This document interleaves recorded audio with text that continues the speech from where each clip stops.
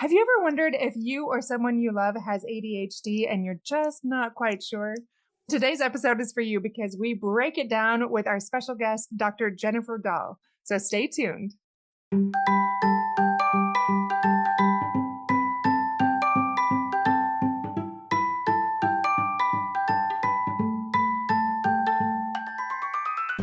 Welcome to Fulfillment Therapy. I'm Kendra Nielsen, wife, mom, and licensed therapist.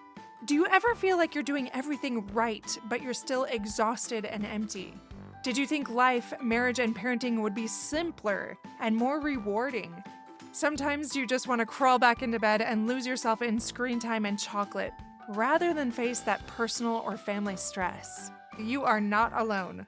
This podcast helps you break free of the rat race and build a richer, more meaningful life, flourishing incrementally and realistically, improving your mental health and wellness, and living with deeper purpose beyond the mundane, no matter where you are in life's journey.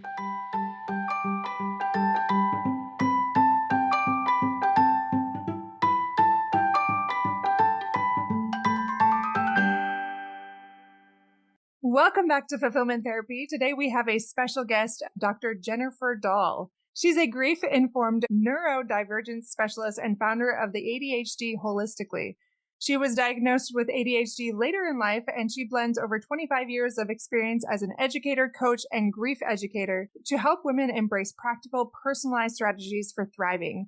Through her holistic approach, she empowers individuals and professionals who support them to reframe ADHD as a path to growth and self-discovery. So thank you so much for being on the show with us today. Thank you so much, Kendra. So tell me a little bit about you outside of your bio. I started in education. I taught and worked in education for about 25 years. I taught special education and general education. I worked with students with disabilities and with ADHD. Over time, I started working with more and more girls. They began to get more diagnosed. At first, it was pretty much all boys that I had. And as I learned more, as I went to more school and I taught more students, I just began to wonder what was going on with me. And so I would bring it up to people who I thought might know, school psychologists, other teachers, and they'd say, oh no, you can't possibly have ADHD. You have gotten a master's degree, you've gotten a doctorate, you run a family, you do all these things. But it just kept going. And I finally learned, as I said, as I just kept learning more, I finally got a little more bold in talking to my doctors and saying, I really want to find out. I really think that this is a thing and I think we really should look at it. And finally we did. It's been a few years now since officially with the doctor. Like I said, before that, I was really coming to the conclusion that's what was going on here. And learning about it has been helpful. I think it's explained a lot of things. And the more I learn, the more I meet other people through coaching and through just meeting other women, especially with ADHD. I find out how many of us there are out there and how our stories in some ways are similar, very similar, and how they branch off. And just, it's such a rich, exciting kind of place to be in, to learn about other people when you maybe thought you were alone before. Absolutely. And that's why I was excited to talk about this topic, because we know that it's pretty prevalent. What about for those listeners that always wondered a little bit? They know it manifests differently in women and they're really not sure how it manifests or what it looks like or if they have it. What would you say to them? What are those first steps? How do they know? What do they do? I would say do some learning and do some really looking at yourself. I'm assuming if you are starting to have these questions, it's either because you've heard from other people, you've read books or podcasts or things on maybe social media, or another way that a lot of women lately seem to be getting diagnosed is because of their children, their own kids in school. Somebody has said, hey, I think we need to look at your son or your daughter and see if they have ADHD. And in the process, as they're answering questions and going through it, they start to realize how much it applies to themselves because there is this hereditary component to it. There's a decent chance that somebody else in your family has ADHD. Depending on your doctor, or your general practitioner, if you have a therapist, and their experience, and you need to be careful with that, but like their experience and their actual background, having conversations with them. And the more you can learn and really apply it to yourself, because you talked about it hits different people different ways, and seeing why you think that, what kind of things that you do or you've noticed fall into that ADHD lens.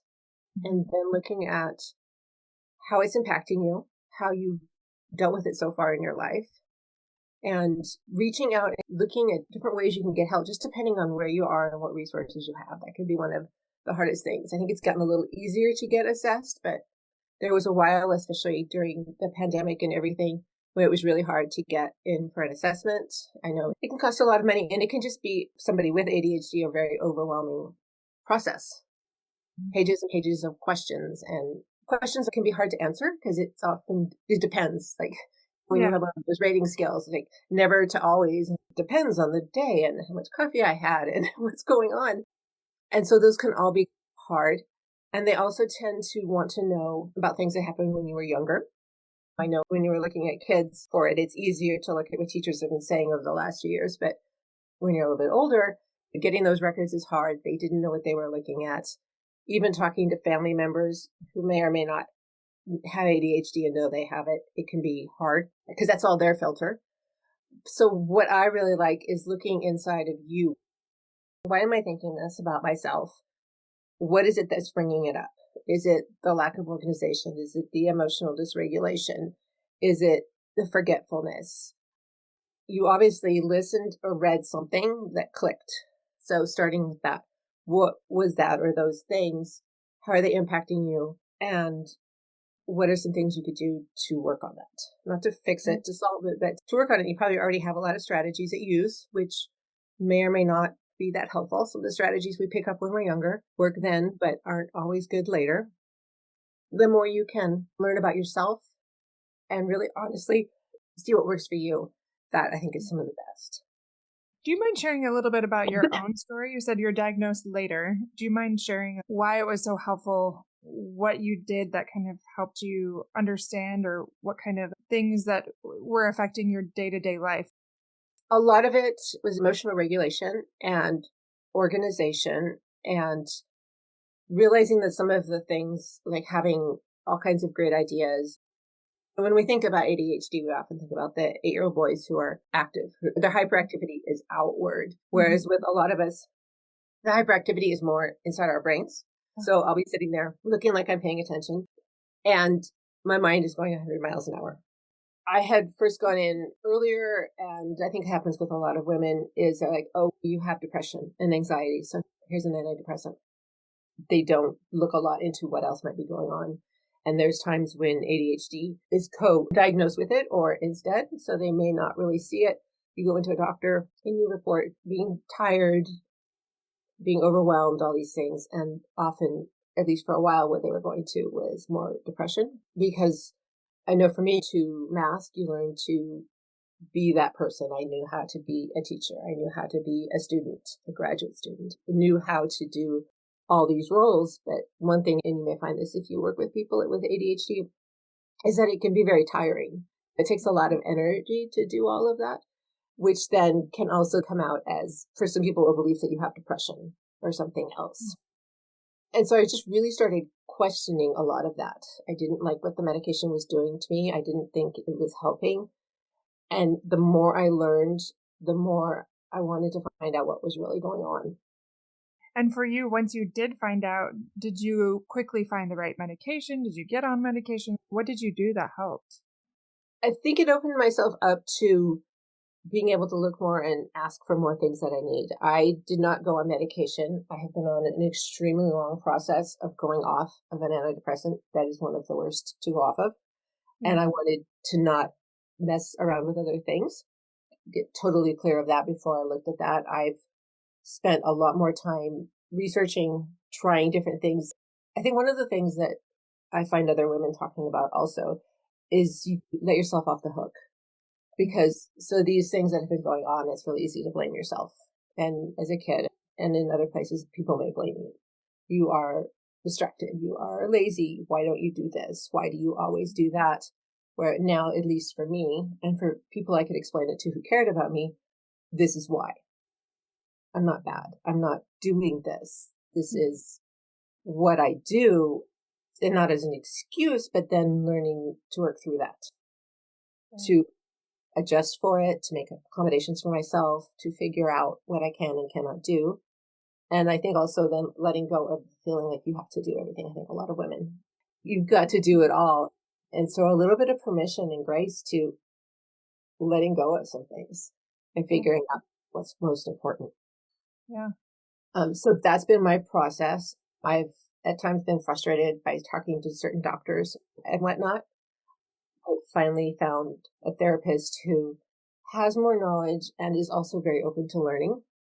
She jokes that I teach her as much as she teaches me because even with therapists, with doctors, with all kinds of people, the amount of training on you is probably pretty minimal. And a lot of those wives' tales or whatever you want to call them, like this is what ADHD is, still persist. And so I learned to figure out what was right for me, what was me, and go out and start looking and asking for some of that. My husband has ADHD and my daughter as well, one of them. And yeah, it's been a journey to even just as a counselor myself and a parent and a spouse of somebody that has this, it's easy for my mind to go into they're not motivated, they're lazy, they're all of those things that you say. And it's frustrating sometimes as the other person in the room, but it's also an important part. So whether you have it or you have a loved one that has it, it's really important to understand these things and the thought process that's going through their mind and how you can help them. So how can people like me help their loved ones in more beneficial ways? Learn, whether it's reading or listening, encourage them to, and listen to their story because it probably impacts them differently, at least in some ways. Yeah. So you cannot globally apply, oh, this works for him and this should work for her because they're completely different people. Mm-hmm. And from my background in education, I really wanted to build self-advocacy for them because she's going to grow up and go out into the world and have relationships and jobs and shouldn't rely on you to tell her what to do. But also she's learning just like he's still learning. I'm still learning. So having those conversations, if you can, about what's really hard for you and what can make it better. One of the things I've talked about is, especially with ADHD, we're very interest-based. So if we're interested in something, we can dive in. We can do hyper-focus. And if we're not, it can be literally painful to do it. So sometimes with maybe household chores or tasks, whether it's family or partner related, if you don't care, you're like, I can unload the dishwasher or not. I don't care. And your husband or your daughter is, this is like painful in a way I can't explain. Maybe you realign the chores. Okay, fine. I'll do the stupid dishwasher and you do this instead of if you're constantly fighting about something not being done, especially when like what particular thing, like why is that? And does that person really have to do it? Or can there be some sort of switch?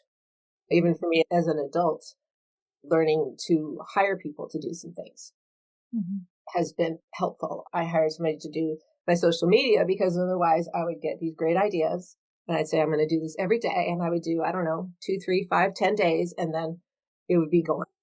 And so that led to me being hard on myself. Whereas I understand that I can help somebody, then she can do that and it can leave me more time to do other things. I'll share a quick story. So my daughter is about to start college and she didn't find out all that long ago that she had it. And she's been learning how to manage it. And I'm right there with her, trying to help her figure this out. But there's a lot of big things you have to do in preparation for college, like all these last big tests, the packing, the loan stuff or scholarships, all of these things that are just torture, right? So it's been a process trying to help her through these things, but also empower her to help like herself because she's like an adult now trying to figure all this out on her own. I just ask her questions and we talk about it. Like you said, listen to her story. And she just said, it's just so painful to get started. It's so much harder than I feel like almost anyone can understand. Once she gets started, she usually does a little bit better, but she also gets sidetracked very quickly. So it's been a challenge because my brain doesn't work that way to be able to understand and to give her grace when sometimes it feels like she's avoiding or she's making excuses or those things when you're comparing to maybe other children or to yourself. And I think giving her that space and saying, I hear you. And she probably beats herself up over it a lot. Absolutely. That's not helpful. She's still growing. And we tend to be 3 to 4 years actually behind other people. So if she's 18, you may notice that in certain ways she's more like a 14 or a 15-year-old. She might also then seem, if she's really good at masking and figuring things out, she may also seem exceptionally mature in certain ways. Yeah, definitely. So, like, I still feel that with me. Like, in some ways, I feel like this very mature. I got it together, and sometimes I feel like I'm a 13-year-old or something.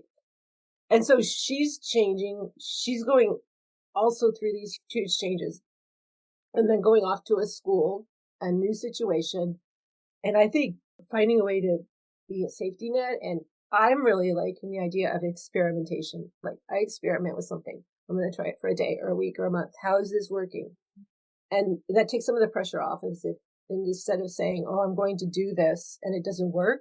So I'm just going to experiment. Getting started, some of the things you can do to get started is say, I'm just going to do it for 5 minutes, or doing like the Pomodoro method, or having rewards, self-imposed, not always from mom, but like understanding that she can work for 20 minutes and then she can take a little break. And maybe that's actually better, getting up, walking around, getting a drink of water, going to the bathroom. But a safety net in this time when she's trying to figure so much out. And she's changing. Hormones are changing. Life is changing. There's a lot of changes going on. Yeah. You talked about emotional dysregulation, struggling with those emotions. And for most of our listeners too, if they have a teen or a child with something like this, like that's just natural anyway. All of those hormones, those ups and downs, it's so hard to know. Okay, is it this? Is it something else? Do I need to have their hormones checked? Or is this all related to ADHD? Yeah, and that's hard. And I think if you have a doctor, a good family doctor that is willing to run a lot of tests, and if nothing else, getting baselines, keeping in mind that things are changing. And this group of kids, they spent, 2-3 years at home. They've had this huge other change that they're adopting and they're adjusting to, which in certain ways puts them behind from what we might expect an 18-year-old 10 years ago. If you have a good doctor and running through it, because it can be many things. It can be ADHD and other things. I think acceptance and trying and experimenting, whatever school she goes to, they'll have some sort of services available, and encouraging her to figure out how she gets help best. You say, oh, go to the office hours, talk to the professor. But if that's not her way of doing things, then she's not going to do that. And that's not going to be helpful. A study group. I always hated those because I couldn't do it that way. So expecting her to do things like that might not help. But also, there's some good books, there's some good podcasts. Just being open and talking and learning. And it's okay. You're okay. What podcast would you recommend, or even a favorite book? I like Sari Solden's books. She's written several about women, about adult ADHD, being an adult with ADHD, and a lot of what I've liked about it, especially, and it probably applies to your daughter too, but I still read things where it's, oh, I didn't realize that was it's like reading your story in certain ways, things that you just didn't know. Who's the author again? Sari Solden, SariSolden, I believe. Okay. There's also, do you know Understood.com? Understood, they put out a new podcast. It is called Climbing the Walls. Okay. It's pretty new. It came out this spring. It's about 8 episodes, and this woman set out to find out about women and ADHD and kind of investigate this belief that it's all come out of the woodwork since the pandemic. And when she talks to a couple of women actually who were diagnosed in like the 80s. And it was another one where there were times like I cried after it, because it was just like, wow, and I've told so many people, you want to know, listen to this. That one I really like. I think it's good for, if you have ADHD and you're trying to figure it out, and if you care or work with somebody who has ADHD, especially a woman, like really hearing, wow, that's what you went through and that's hard. And it's one of those invisible things. People look at you and they're like, what are you talking about? Yeah, that'll be helpful. And thanks for the recommendations. We'll put those in the show notes too, because I know a lot of us are always like, okay, how do I do this? How do I be a better parent, a better spouse in this way? And, or even in ourselves, do I have it? Do I not? I know I've even had questions like that before, going online, searching for quizzes, because My Yeah. clients have often wondered, and it's a huge process to get diagnosed as an Hmm. adult. Often insurance doesn't cover it. It's just for kids. It's just a mess. And it's unfortunate there's not more help out there for it. Yeah, and I think a lot of the diagnosis tools are still aimed at kids, not at adults with lives with all these things. Some of the questions are much more, you would see, I used to fill them out for kids in school. And maybe you have to decide if you even care about getting a diagnosis. I still say if you're noticing something about yourself and it's impacting your life in a negative way, figure out, get some help, accept it, work with it, figure out some ways to work through it to do better. I left teaching about, it's been almost 3 years now. My husband had died and I just decided it was time. But I have to tell you, schools are very structured. I knew, if I secondary, I knew when lunch was. I knew there was bells. My life ran by bells and calendars. And all of a sudden, my life was like really out there. And it has taken a lot of work to figure out how to run a day, to get things done and feel good about it. And so that's the thing with your daughter. She's going from high school, which is probably run by bells, to college, which is maybe Monday, Wednesday, and Friday, and big classes, and nobody's taking attendance. And that can take time to figure out. I'm not going to lie. I'm a little nervous. I have no idea how it's going to go. No, it's okay. And a lot of people have a really bad first semester. Just some grace for that, and just Yeah. conversations around what that could look like. And like you're saying, experiment what works for you, what doesn't, and don't sit in that shame, but explore what you can do about it. Reach out to people for resources, whether that's counseling or even just certain accommodations, things like that. And coaching, or finding maybe she has other friends that kind of come out of the woodwork. And they also have ADHD and they find things that work together. Not staying away from people who don't, but a lot of people that come up with lots of ideas. And a conversation with another person with ADHD can be very lively and interactive. If you're smiling, you may know what I'm talking about.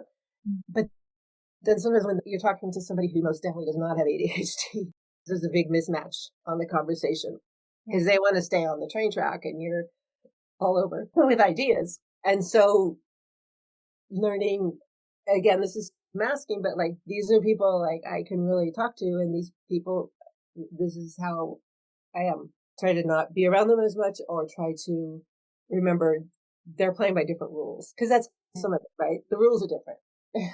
Yeah, absolutely. So what about those people out there that are like, okay, based on what was said today, I'm pretty sure that I have this. I don't really want to take medication, but I don't know that I can keep going down this path of just like having my life be so chaotic and feeling like I'm constantly just digging myself out of a hole instead of getting somewhere. What would you say to them? I'd say if you have a doctor you can talk to that you feel comfortable with, that you feel like has some knowledge, talk to them, or a therapist or somebody also that maybe that's close to you that's open, and start by figuring out what are those ways that's really impacting you. Because you're not impacted with a whole list of whatever, 20, 50 traits of it. You probably don't have them all. And so what's really impacting you in a way that you want to work on now? And is it like a low hanging fruit? Like, this is going to be really easy. If I just ask my partner to do X and Y instead of me doing it, like that's going to take a load off. Or is it, I'm in danger of losing my job or a friend, and so this is a big thing and I need to work on it, and working on one thing at a time, because we can't fix everything. And I know it's easy for us sometimes to think, oh, we have all these things. Other people do too. Just because they're neurotypical doesn't mean they're perfect. Starting with the most amount of support you can get.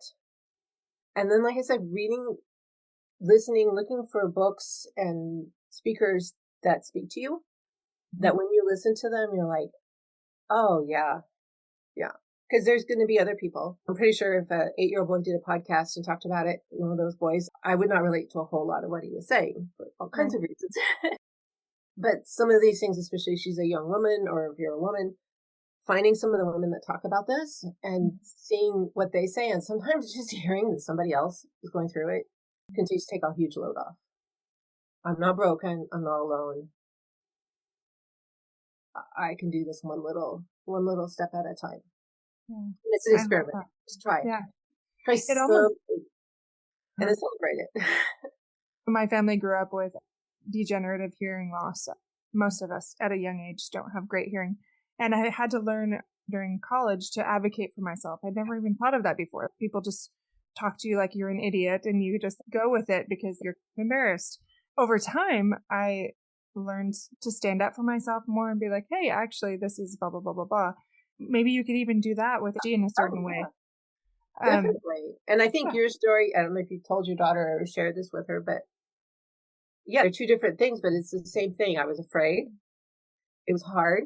And I tried, and sometimes it worked and sometimes it didn't work. And this was a funny story, and this was a bad story, and this was a great story. And you too could do that. Just if you broke your leg and you had to ask to be able to use the elevator at school, or you get sick and you need to miss a little bit or anything, like, yeah, figuring out what you really need. You can look at these lists of accommodations and you don't need all of them, but what really is going to give you the most bang for your buck, whether it's just that little thing, if you could just do this for me every day, or you could just remind me, I know it's a pain in the butt, but you wanted me to bring this paper when I left to go meet you. If you text me a little bit before I leave, I will remember.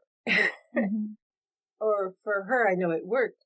I could either carry a notebook or tell somebody, okay, great, I need you to email that to me. You want me to do this thing?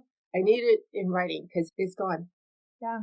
I know in the relationship with my husband, it can be very easy to get frustrated and angry when I can't rely on him for certain things at certain times. But it helps me, instead of getting mad when I'm frustrated, if he says things like, just a reminder, this is not me intentionally trying to blow you off or not caring or whatever narrative is going on in your mind. This is just a challenge that I have that I'm trying to work through. And those gentle reminders, just like me gently reminding people about not hearing as well, that can really go a long way and remind people that we're not doing this to be frustrating or unkind in any way. I think that really helps me anyway. Yeah. And that's a lot of growth on his part. And that's, I'm sure, practice and everything. A friend saw my desktop and all my tabs, and I'm like, honey, that's what it's like in here. That's a mess. Yours doesn't look like that, but that's my life. Definitely something you have to adjust and learn to manage for sure. I'm so grateful that you were able to come on our show today. Can you end with telling us maybe some closing words on something hopeful or what we can do moving forward for those of us who are like, oh, this really resonated with me? Any final thoughts that you would have for us? Sure. If it resonated, you see what really speaks to you. I have more stuff on my website. There's other things out there. And also, just like with anything, if you read something and somebody's saying something and it doesn't seem right to you, put it aside. Yeah. It's your critical thinking and just start figuring out, like, because you also do things well. There's also really great things about you. I don't really like the whole superpower idea, but I'm really creative and this is great. And these are ways I can use this and be happy about it. But I also need to be reined in. And these are ways that I can work on it and people I can ask for help to do that. Two sides with it. All the ideas. I want to do 50 projects, but no, let's bring it down. We can do one. I think listening to yourself, learning and finding people you trust. What you want to, and who are able to accept it. Thank you again so much for coming on the show today. And can you tell us really quickly where we can find you? Sure. At ADHD Holistically is my website, and I just created an ADHD SOS card deck that you can get on there and some other things. And then I'm on Instagram and Threads, ADHD.holistically. Like I said, somebody else puts it on there, but I help create it and she takes my work and everything. That's a good example of letting somebody else do something to give more time for what you also are better at doing. And where can we find your book? Right now you can get it on the website, ADHD Holistically, and you can get it in my newsletter and all of that. Okay, wonderful. We appreciate you coming on the show today. Just a reminder that we have some amazing courses available at fulfillmenttherapy.org. If you haven't left a review, please do. For some of you that have been listening, you know that many of those reviews completely disappeared. So please go and leave a review so that we can get back to where we were. I can't tell you how much we appreciate your support and those positive ripples that you send as you help us grow. We'll see you back here in just a few days.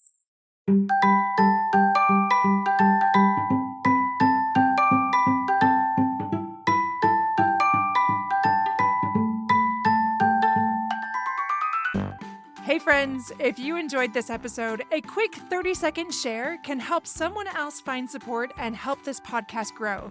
Leaving a review on Apple Podcasts boosts visibility and keeps the show alive. Your simple acts make a big difference. I'll see you back here each week for more life-changing episodes.